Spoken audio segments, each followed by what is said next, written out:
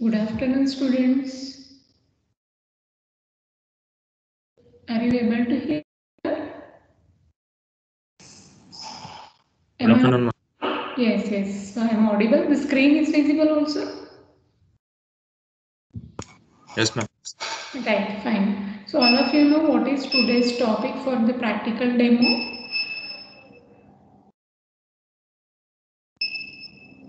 Yes, have you gone through the timetable? Yes. So today's practical demonstration is on estimation of serum bilirubin. Right? We have studied bilirubin. What it is?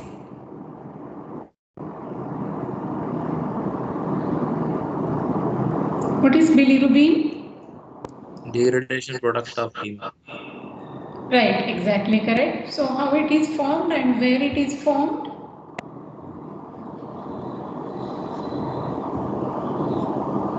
Degradation of Macrophage. heme takes place. Yes.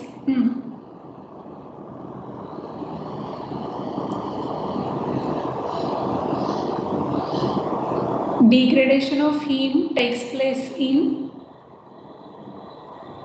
Macrophages. Okay. And which organ? Spleen. Okay, mainly in spleen and also in liver. So reticuloendothelial system it takes place in reticuloendothelial system. So mainly in spleen and liver, right? So it is degradation product of heme. Other than that, other heme containing proteins are also there. Which are those?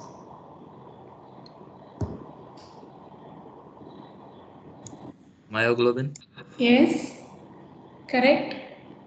Any more?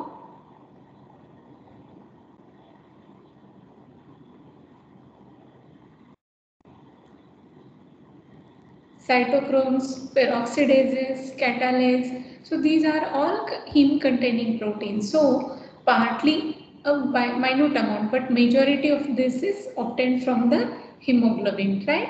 So this all how it is degraded and all how much is produced, that all we have seen, but just I'll brief. It is the bile pigment which is formed by degradation of heme in the human body, right? Mainly in reticuloendothelial system, that is mainly in spleen and liver.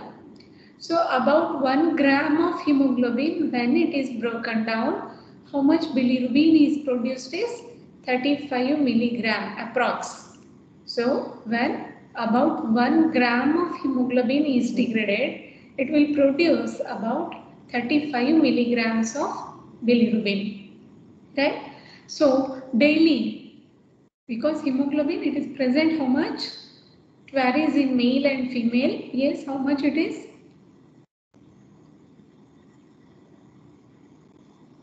Normal hemoglobin level. 12 to 15 in females. Hmm. And males little higher, that is 14 to 18, 14 right? to 16. Okay, right. So that much is the normal hemoglobin which is present in the body, and it is utilized by the body, and some part of it is converted into bilirubin. So around 250 to 300 milligrams of bilirubin is produced per day. How much bilirubin is produced? Around 250 to 300 milligrams of bilirubin is produced per day from the heme containing proteins. Okay? So this bilirubin is of two different types.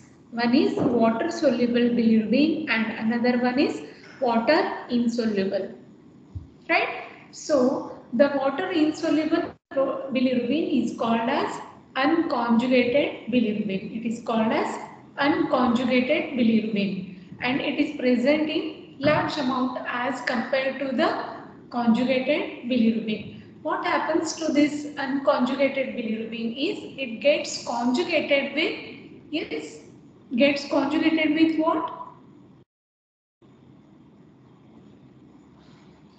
Glyceronic acid. Yes, UDP, what it is? So that it will first form bilirubin, yes, monoglucuronide and diglucuronide, right? And then it will be further converted to, yes, urobilinogen and then stercobilinogen. The majority part of it is absorbed and it is recirculated in the hepatic portal system, right? While as a very small part which can be excreted either through urine, that is urobilinogen, and through feces, that is stercobilinogen, is produced, right? So majority of the proportion of this bilirubin is unconjugated bilirubin, which gets conjugated, and then further it will form the urobilinogen and stercobilinogen, and in this way the pathway or the reactions takes place, right? So how it can be identified or guess that there is a need of estimation of serum bilirubin, right? As it is very much useful in liver diseases, diagnosis of liver diseases, as well as in diagnosis, the major important one is of jaundice, right? So jaundice and liver diseases, it helps in diagnosis of these diseases.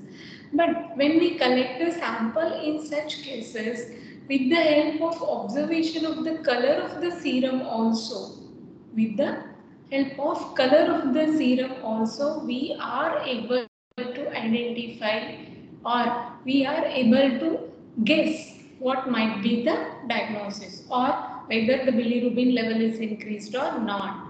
So in that way, it is called as a icterus index.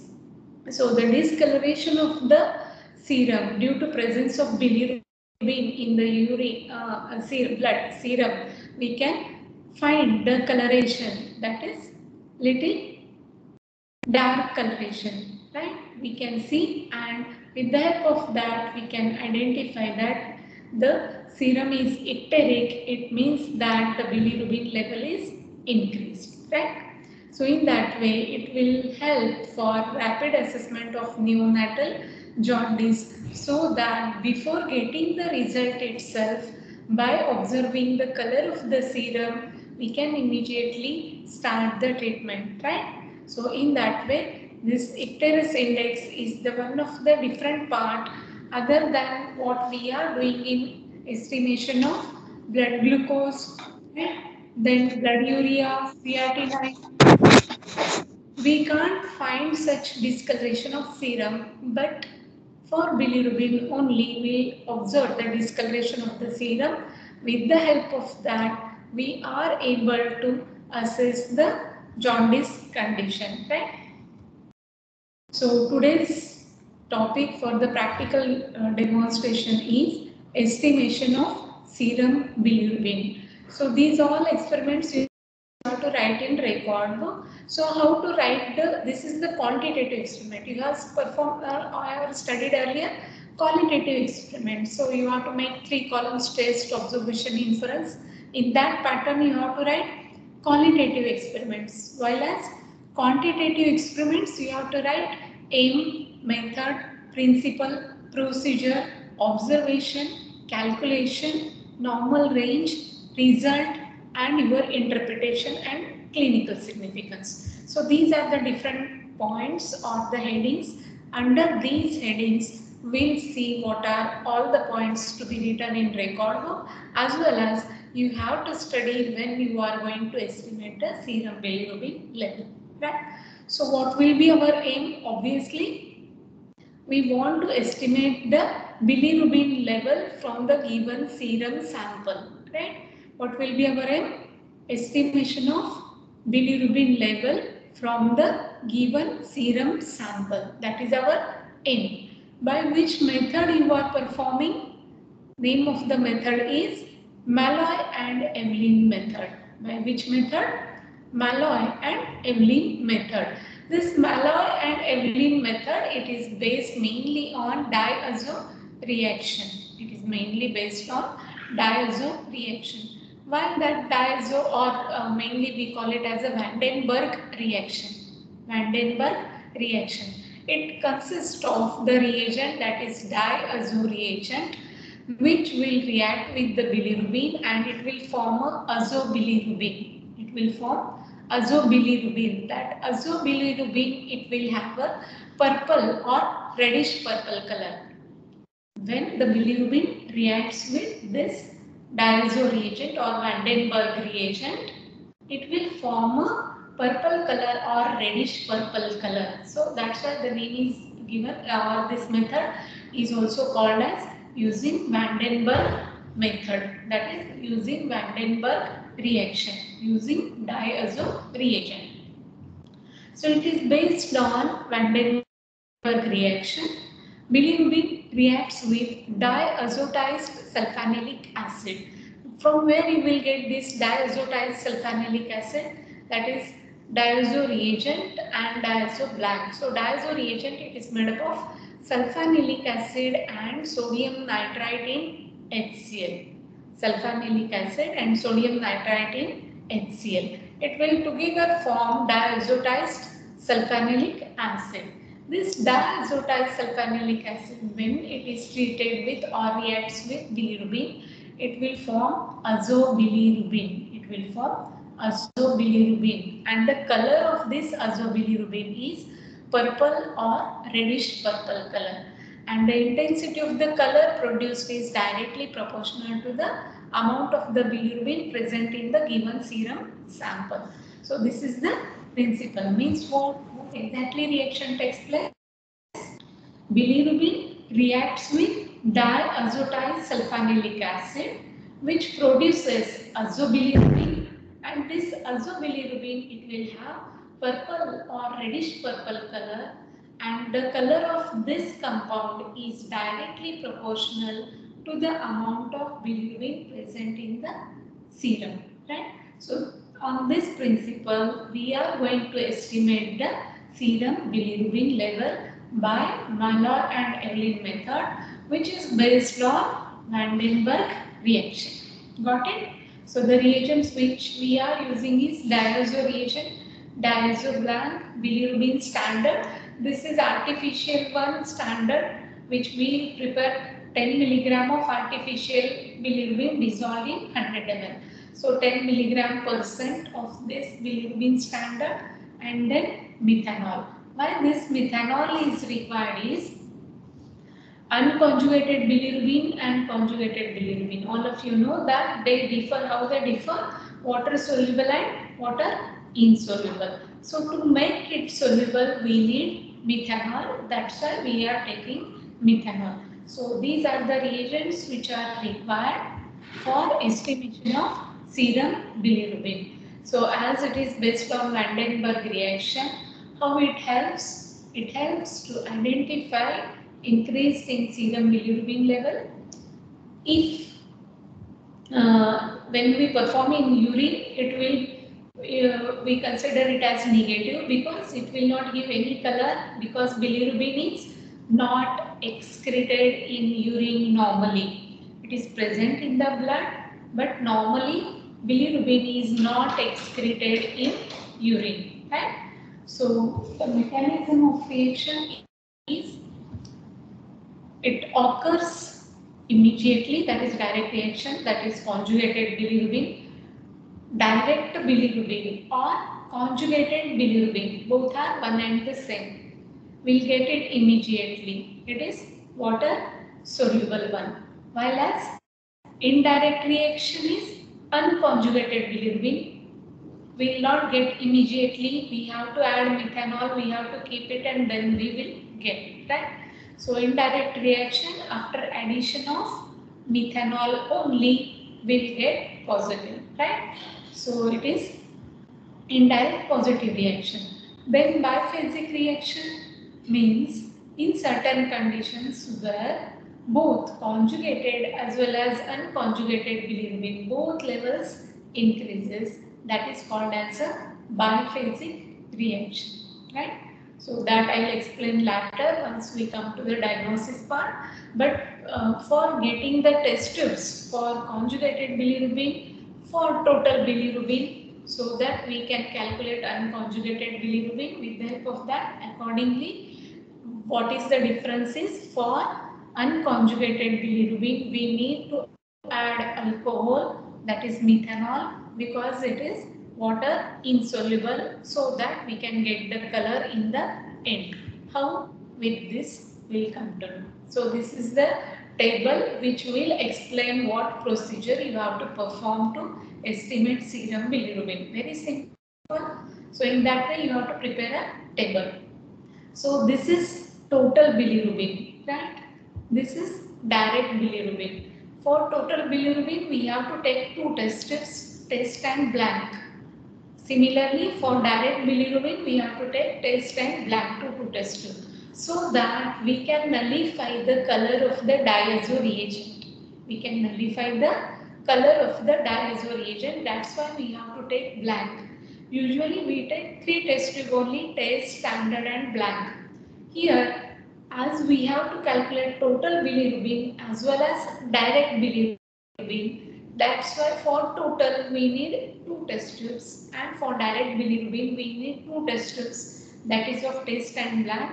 Standard will be common, and this blank is separate. This blank is separate so that we can compare it with the color of the standard bilirubin standard also, so that we can nullify from this standard and we'll get the exact color of the bilirubin standard.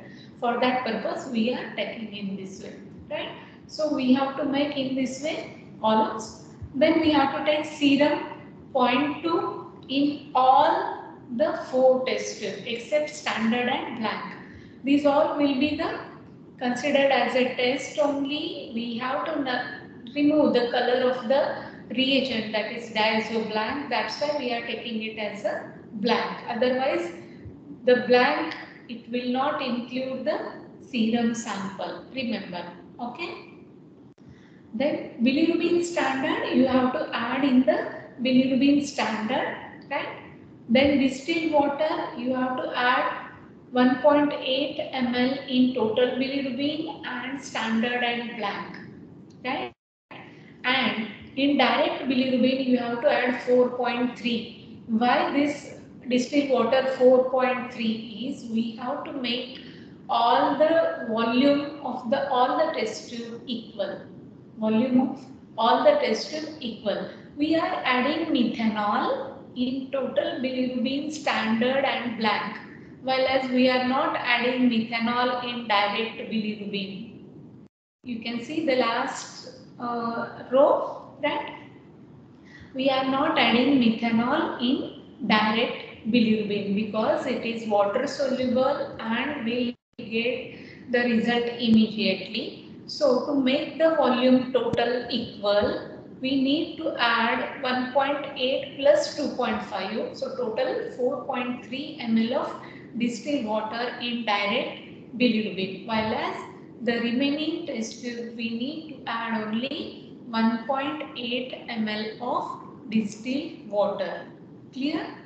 Now we have to add diazo reagent in all the tests, right? That is test of total bilirubin, test of direct bilirubin, and standard one. So that this diazo reagent, it will react with bilirubin. Either it might be in the standard, right? The bilirubin in the standard, it will react with diazo reagent, and the bilirubin which is present in the serum sample, it will react with bilirubin, so that it will form the proper reaction, that is formation of azobilirubin. Formation of azobilirubin. So to make the equal volume, diazo blank, simply blank, you have to add in blank, that is 0.5 ml in all the blank. 0.5 ml of diazo blank in all blank test tubes. Then you need to add 2.5 ml of methanol in total bilirubin, so that as it contains unconjugated bilirubin, that unconjugated bilirubin gets dissolved, so that you will get the total bilirubin, and from that you can subtract the direct bilirubin, so that you can get separately the unconjugated bilirubin, right? And then you have to add 2.5 ml in standard artificial standard bilirubin as well as in the black, and then you have to compare the color, right? So in this way you have to take 6 test tubes, 2 for total bilirubin, 2 for direct bilirubin, and 1 for standard and 1 for black, and you have to add the following reagents in these proportions. Mix well, keep the test tube little bit darker proportion, don't expose to the light for 30 minutes, and after 30 minutes you have to read the optical density at 540 nanometer. What you have to do? You have, after addition of all this, mix it well, keep the test tube in little bit darker area for 30 minutes, and after 30 minutes you have to take out the test tube and read the optical density at 540 nanometer, right, using green filter obviously. So once you read, what your next point is, aim is over, name of the method is over, principle, procedure, then next part is observation. Here I have not mentioned because you are not doing now, but before calculation what you have to write is observation, that is optical density of test of total bilirubin, optical density of blank of total bilirubin, then optical density of test of direct bilirubin, optical density of blank of direct bilirubin, and optical density of standard, optical density of blank. So 6 readings you have to take and you have to note it down. When you calculate the direct bilirubin, you have to take the OD of test of direct part, that is this part, right? OD of test minus OD of blank. Here you have to take OD of this blank, right? So in that way, OD direct bilirubin, so the test and blank of direct bilirubin, right? So test minus blank divided by standard minus blank. Now here this blank will be the last column, this blank you have to take. Are you getting? So optical density of test minus optical density of blank of direct bilirubin divided by optical density of standard and the common optical density of the common blank multiplied by concentration of the standard, that is 10 milligram percent, divided by effective volume of sample taken, how much you are taking, 0.2 ml, that multiplied by 100. So in that way you can calculate the direct bilirubin, which you will get in milligram percent.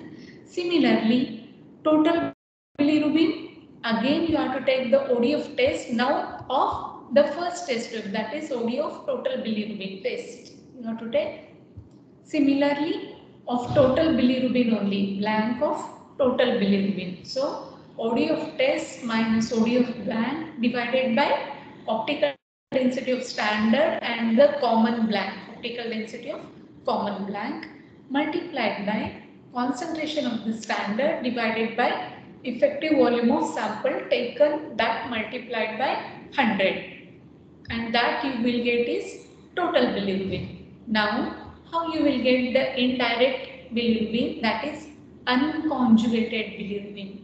Indirect bilirubin is unconjugated bilirubin is equal to total bilirubin minus direct, or it is also called as conjugated bilirubin. So total bilirubin minus conjugated bilirubin, you will get unconjugated bilirubin, right? So in that way you have to perform two tests, that is one of direct bilirubin and one of total bilirubin, and as this total bilirubin it contains both direct as well as indirect. So when we subtract the direct bilirubin we will get indirect bilirubin.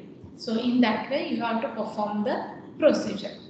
So once you get the procedure and you calculate, you have to write the result.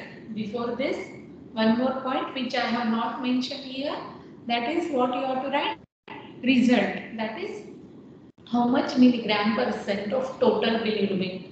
total bilirubin is equal to this many milligram percent. Conjugated bilirubin is equal to this many milligram percent. Unconjugated bilirubin this much milligram percent. Like that you have to write your result. After result, you should know normal levels, then and then only you are able to interpret the result. So the next part is normal serum levels. Total bilirubin which is present in the blood is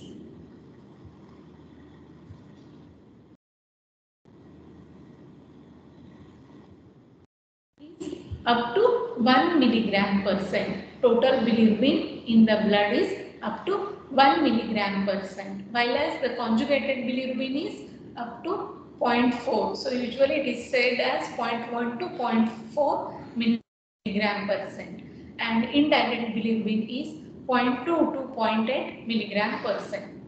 Now, when it will be increased, that you need to identify.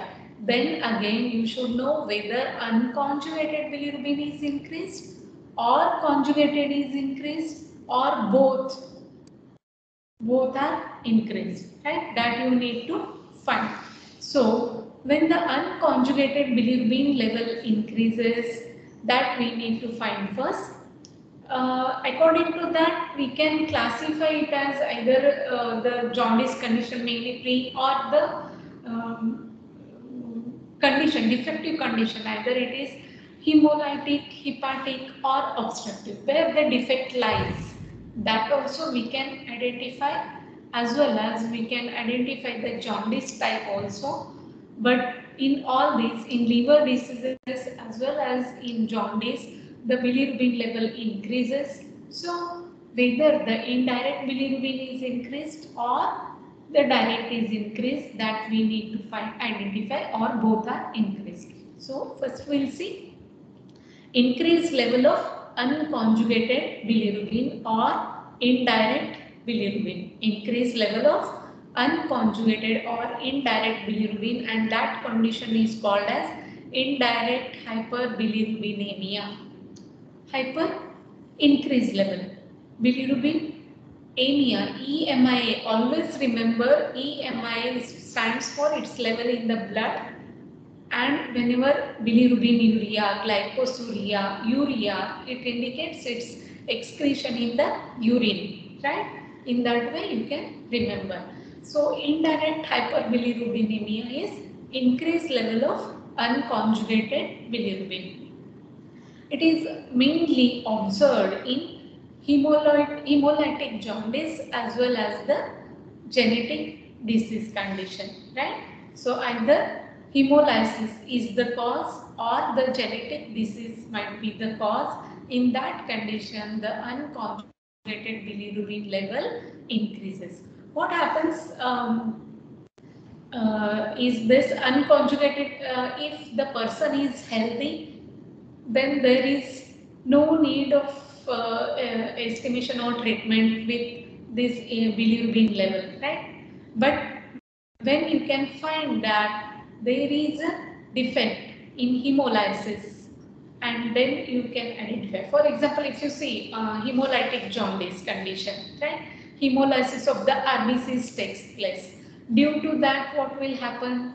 The symptoms which you observe, mainly the anemia, then you can go for estimation like that. So when we can find this hemolytic jaundice, whenever the mismatched blood transfusion is done, or the person is having G6PD deficiency. What is this G6PD? Glucose 6-phosphate dehydrogenase enzyme. Which one it is?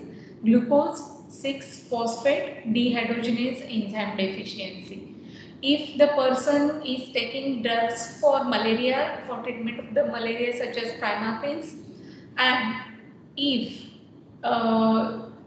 in some certain susceptible individuals, they will not be able to act to this drug, or they will not be accept this drug, able to accept this drug. So they are susceptible to these drugs. At that time also there will be the hemolysis, and then we will find the unconjugated bilirubin level will be increased.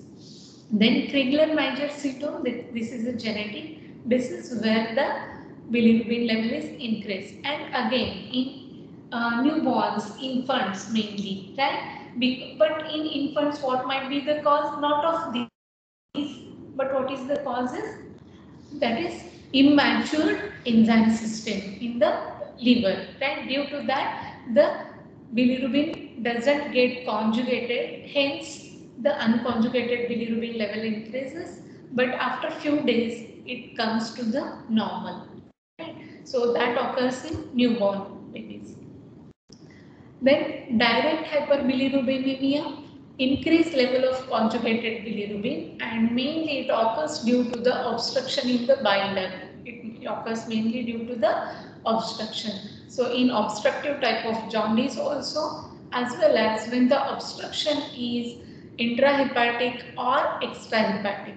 So when we can find the intrahepatic obstruction, whenever hepatoma of liver is there, lymphoma of liver is there, viral hepatitis is there, at that time it will be the intrahepatic obstruction. And extrahepatic obstruction such as gallbladder stones or carcinoma of the pancreatic gland, pancreas head, mainly the head of the pancreatic gland. So at that time also the conjugated bilirubin level increases, so it is called as a direct hyperbilirubinemia. Then biphasic means both conjugated as well as unconjugated bilirubin level increases, and that is called as a biphasic hyperbilirubinemia. It occurs mainly in infective hepatitis and alcoholic hepatitis. These are the conditions where the conjugated as well as unconjugated bilirubin level increases. So, when we can find this hyperbilirubinemia is with the disturbance of either production of bilirubin, uptake of bilirubin, metabolism of the bilirubin, and transport of the bilirubin, and it will lead to hyperbilirubinemia. One of the important one is jaundice, and we'll just brief about this jaundice, that is hemolytic jaundice, hepatic jaundice, and obstructive jaundice. In hemolytic jaundice, mainly the unconjugated bilirubin level increases. In hemolytic jaundice, mainly the unconjugated bilirubin level increases. That's why the indirect test will be positive. Whereas in obstructive jaundice, the conjugated bilirubin level increases, so it is called as a direct positive test. If both conjugated and unconjugated bilirubin level increases, it indicates the hepatic damage, that is hepatic jaundice. Other than that, physiological jaundice and neonatal jaundice, how we can differentiate these in the infants mainly, right? So, in physiological jaundice is immaturity of hepatic enzyme system of the newborn baby. So, immediately after the birth, the newborn baby will not be able to convert or to conjugate the bilirubin. So the unconjugated bilirubin level increases, and that is called as a physiological jaundice, which appears after birth. Whereas neonatal pathological jaundice, when we can find is due to Rh incompatibility, that you have already studied, positive and negative blood grouping, right? So it is observed in Rh incompatibility in the baby of such parents. Usually, we find the jaundice at the time of the birth, and this is called as a neonatal pathological jaundice. It takes little bit more time to recover than that of the baby suffering from physiological jaundice. So you have to identify or diagnose it properly, and you have to treat the baby accordingly, which is very much important. That's why this experiment is very much important. You have to remember it all the time, not only for the first phase, right? Then this is all about the estimation of serum bilirubin. As I told, aim, name of the method, principle, procedure. After procedure, you will get the ODs, that is observation, and then calculation. After calculation, you have to write the result. After getting the result, you have to mention what it is, either it is hemolytic jaundice, hepatic jaundice, obstructive jaundice, or any other alcoholic hepatitis, viral hepatitis. These all conditions you have to rule out.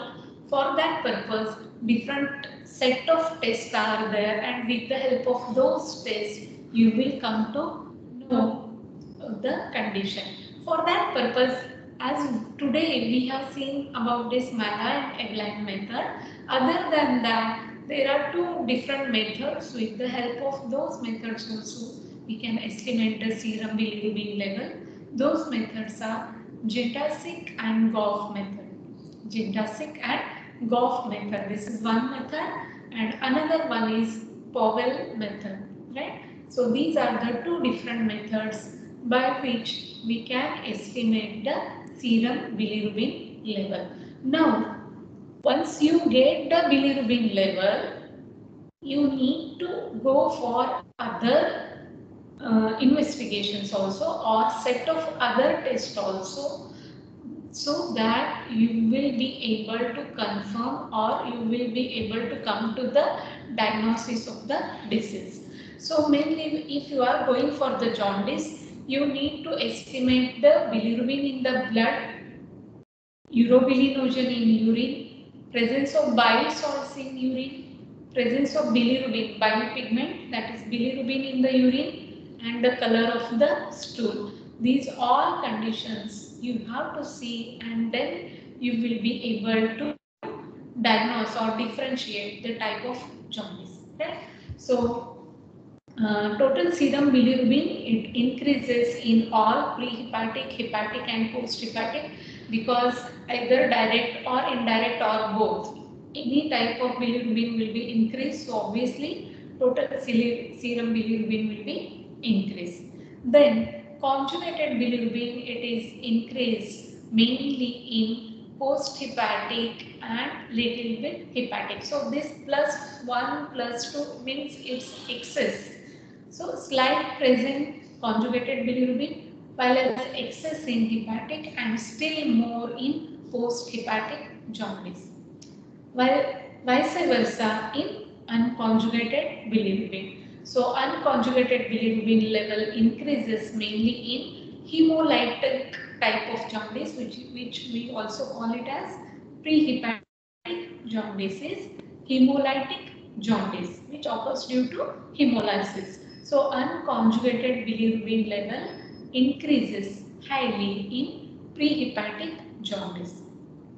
Then presence of urobilinogen in urine, it is absent in post-hepatic jaundice or decreased. Its concentration will be either decreased or it will be absent. While as in hemolytic jaundice, more urobilinogen will be excreted in urine. More urobilinogen will be excreted in urine. And next, bile salts presence in the urine, it is absent in hemolytic jaundice. It may or may not be present in hepatic jaundice, whereas the bile salts appears in post-hepatic jaundice. Urinary bilirubin, it is absent in hemolytic jaundice. It may or may not be present in hepatic jaundice, whereas urine bilirubin level increases in post-hepatic jaundice. Then color of the stool, that is due to stercobilinogen, right? Though, so in hemolytic jaundice, the concentration of the stercobilinogen level will be high. So the color of the stercobilinogen will be dark brown color, while the color of the stool is normal in hepatic jaundice because more or excess stercobilinogen not excreted. Whereas in post-hepatic jaundice, due to decreased level of stercobilin, decreased level or absence of stercobilin, the color of the stool will be pale or it may be clay color. Pale or clay color stool will be there in post-hepatic jaundice. So more stercobilinogen, dark brown color, right? So in hepatic jaundice, normal excretion, while as less excretion of streptobilinogen, the color of the stool will be pale or maybe clay color. So in that way, you can differentiate the type of jaundice along with estimation of serum bilirubin, presence of bilirubin in urine as well as bile salts and urobilinogen in urine and the color of the stool. With the help of this, you can differentiate these different types of jaundice. Other than that, as I am telling, not only the jaundice, the severity of the jaundice as well as different liver diseases also we need to identify. In that case, we need to estimate other parameters also other than serum bilirubin in the blood. Those are ALT, that is alanine transaminase, aspartate transaminase, that is AST, alkaline phosphatase, that is ALP, albumin level, gamma glutamyl transferase level, that is GGT. Then hepatitis is there, so you have to rule out for that ABC hepatitis. Then complete blood count also, it will help to come to know the anemia and all, and the reticulocyte count. So in that way, other than estimation of serum bilirubin level, with the help of total conjugated and unconjugated bilirubin, you can able to differentiate the type of jaundice. Along with that, the liver diseases also or the genetic diseases and all, we can differentiate with these different parameters such as estimation of alanine transaminase, alkaline phosphatase, aspartate transaminase, or it is also called as transferase, you know, right? And then serum bilirubin level, gamma glutamyl transferase, hepatitis A and B, C, complete blood count, and reticulocyte count. So these are the different laboratory tests which will help to determine the cause of the jaundice as well as to evaluate the severity of the jaundice. So in this way, this experiment helps you a lot to diagnose different conditions, right? So here we have finished this demo. Any doubt you can go through this, or shall I repeat it again? If you feel, I'll revise.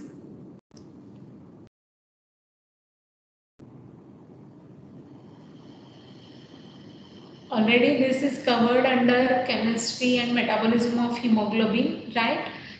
Other than that, we have conducted a tutorial on jaundice. There also we have revised. So today is only the part of the practical, that is the main part. What you have to do is you have to you have to make the table which will include total bilirubin, direct bilirubin, standard and blank, and in that what all you have to add is diazo reagent and diazo blank, right? This diazo blank and diazo reagent we prepare in the laboratory, as well as the standard bilirubin also we can prepare. Methanol will get it commercially available, and then we have to make these additions, mix it well, and we have to read the optical density at 540 nanometer. So this is the simple procedure, and then once we get the values, we have to keep those values put up in the calculation formula, and then we can get the values, and once we get the values, we need to interpret the increased level of bilirubin. So usually when the bilirubin level exceeds more than 2 milligram percent, up to 1 milligram percent is the normal serum level. So when the bilirubin level exceeds more than 2 milligram percent, we call it as a hyperbilirubinemia, and we'll separate it accordingly whether the unconjugated bilirubin level is increased or conjugated bilirubin is increased or both are increased. So in that way, this is the very simple experiment. All of you got or any doubt?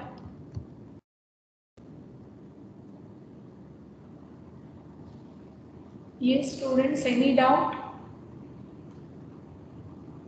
No, ma'am.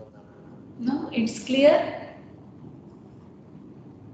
So when instructions will be given at that time, you have to write this experiment in the record book, right?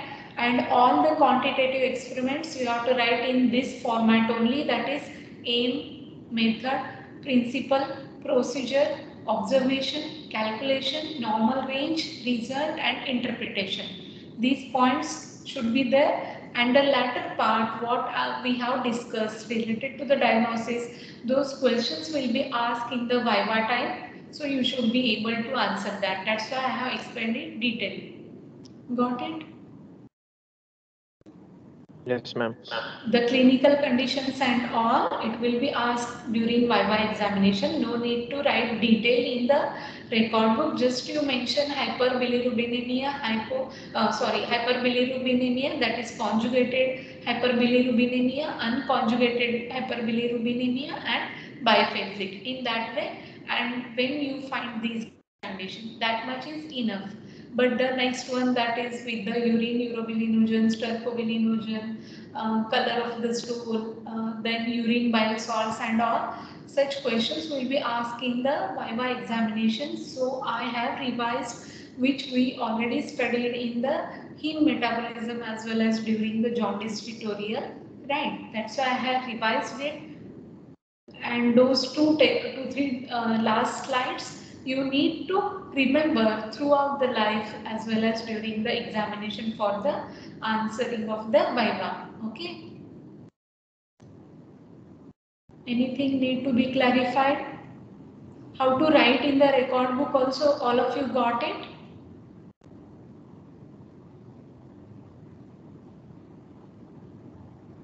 Is it clear?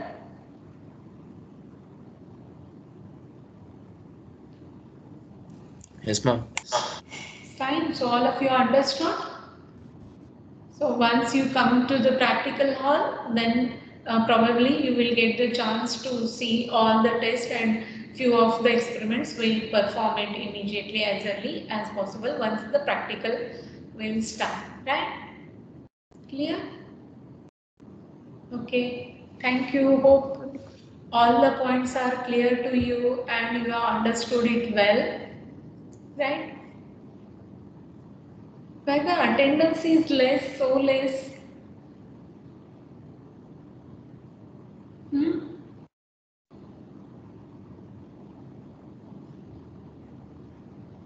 Okay, those who are attending, all of you have understood it? Only one. Yes, ma'am. Yes, one person is answering. Right? Most of it, ma'am. Yes, okay, right. Thank you. We'll stop today. Thank you, ma'am. Thank you, ma'am. Thank you, ma'am. Thank you, ma'am. Thank you, ma'am. Right.